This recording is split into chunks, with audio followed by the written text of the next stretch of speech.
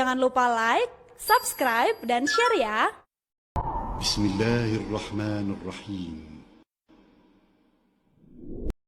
Pernah seorang sahabat nih, udah tua renta, dia datang kepada Rasulullah SAW, mengatakan, ya Rasulullah, ada anak muda yang datang. Anak muda datang kepada Nabi mengatakan, ya Rasulullah, inna abi akhadha mali. Wahai Rasulullah sallallahu alaihi wasallam, bapakku ngambil hartaku.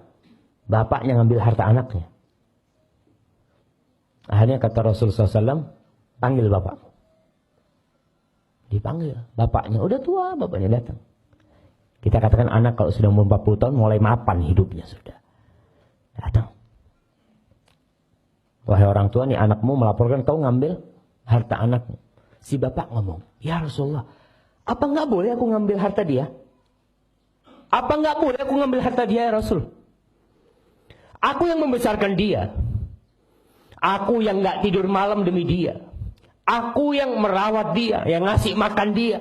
Apa enggak boleh ya Rasulullah? Ketika dia sudah besar, ketika dia sudah memiliki harta, enggak boleh bagi aku ngambil harta dia. Tanyakan kepada dia, untuk siapa aku berikan harta dia? Subhanallah. Rasul sallallahu alaihi wasallam mengatakan kepada orang ini, anta wa maluka li abik. Kau, tubuhmu semua ini dan semua hartamu milik bapakmu, milik orang tuamu. Jadi kita terhadap orang tua kita itu jamaah, subhanallah. Mau minta apa orang tua kita kasihkan kalau kita milik. Butuh mobil, fadl Pak. Apa kalau butuh mobil? Butuh motor, fadl Pak. Kadang kita bilang, Ustaz, ini kan buat masa depan anak-anak, subhanallah. Anak-anak tuh belum berbuat baik sama kita sama sekali. Tapi orang tua kita yang berbuat baik kepada kita sampai kita jadi orang nih, kita lupa sama dia. Maka yang punya orang tua jauh, kunjungin orang tuanya. Datang kepada mereka. Kita nggak akan bisa membalas kebaikan orang tua kita. Ada seorang tabi'in yang menggendong ibunya dari Yaman. Sebagian mengatakan menggendong ibunya dari Khurasan untuk haji. Ketika tawaf dia mengatakan, inni ana lahal ba'irul mudallalu.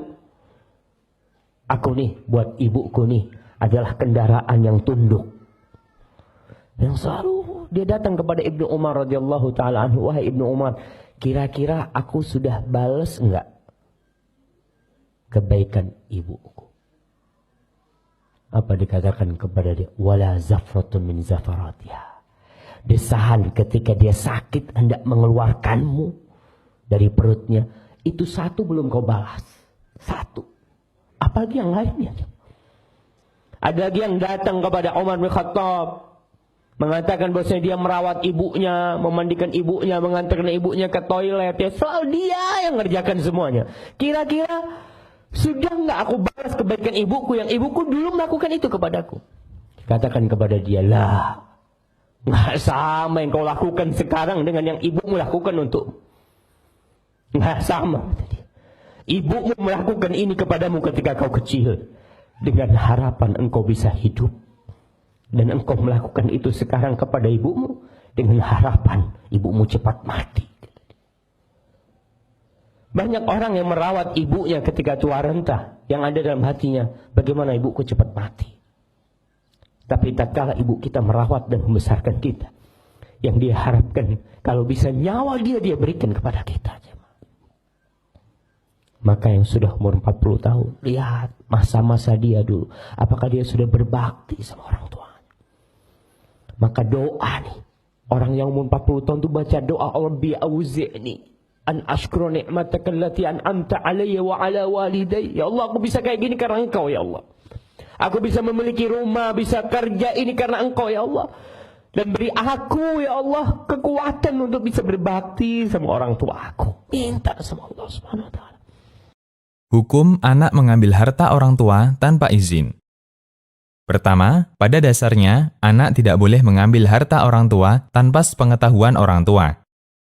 Dalam Fatwa Syabakah Islamiyah dinyatakan, Anda tidak boleh mengambil harta ayah Anda sedikit pun kecuali dengan izin dan kerelaannya. Berdasarkan sabda Nabi Shallallahu Alaihi Wasallam, tidak halal bagi seorang Muslim untuk mengambil harta saudaranya, kecuali harta yang dia berikan kepadanya dengan kerelaan saudaranya. Riwayat Baihaqi dalam As-Sunan, Fatwa Syabakah Islamiyah. Kedua, apabila orang tua sangat pelit sehingga tidak memberikan jatah nafkah yang cukup bagi anaknya, maka boleh mengambil harta orang tuanya meskipun tanpa diketahui orang tuanya. Dalam Fatwa Nur al-Darb dinyatakan, apabila bapak pelit dalam memberikan nafkah sementara anak masih lemah dan tidak bisa bekerja sendiri, maka dia boleh mengambil harta bapaknya untuk menutupi kebutuhannya meskipun tanpa diketahui orang tua. Kemudian Syekh menyebutkan dalil hadis dari Hindun bintu Utbah radhiyallahu anha, istri Abu Sufyan yang melaporkan kepada Nabi Shallallahu Alaihi Wasallam, "Wahai Rasulullah, sesungguhnya Abu Sufyan orang yang pelit, tidak memberikan nafkah yang cukup untukku dan untuk anakku, kecuali jika aku mengambil hartanya tanpa sepengetahuannya. Apakah saya berdosa melakukan hal itu?" Jawab Nabi Shallallahu Alaihi Wasallam, "Ambillah hartanya secara wajar, ia mencukupi kebutuhanmu dan mencukupi kebutuhan anakmu." Muttafaq alaih.